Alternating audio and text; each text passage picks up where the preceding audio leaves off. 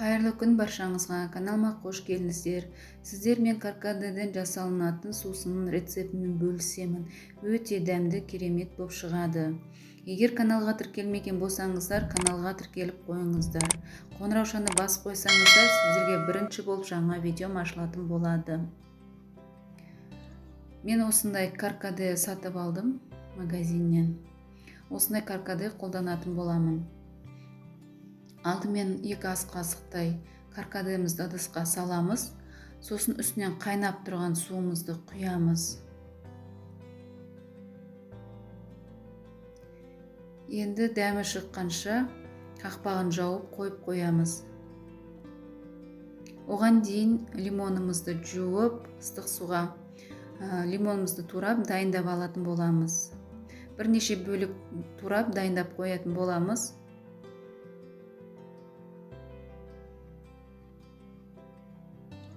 Дайын болды. Енді тарелкемізге ыңғайластырып, орналастырып, шетке алып қоямыз. Мен каркадемді сүзіп алатын боламын, өйткені көп тұрып қалса қарайып кетеді. Өзінің түсін жоғалтпау үшін мен ертерек сүзіп алып жатырмын. Енді осыны суытқанша қойып қоямыз. Мен де міне суды, әбден суды, салқындады. Енді қосатын қоспаларымызды қосамыз. Мен ас қасықпен 5 ас қасықтай қант қосамын, дәміне қарай. Араластырып, қант ерігенше араластырып дәмін көретін боламыз. Егер жеткіліксіз болатын болса, тағы да қосамыз. Мен де жеткіліксіз болғандықтан тағы 2 ас қасық қостым. Жақсылап тұрып барлығын араластырып алдым. Дәмі жақсы шықты. Енді үстіне 3 тілім лимон тілімнен салатын боламыз.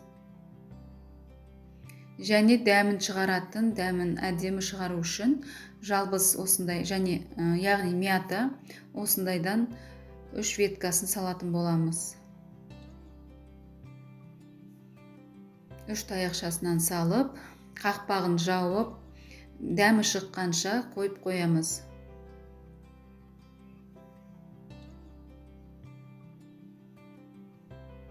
Міне менде дәмі шығып дайын болды.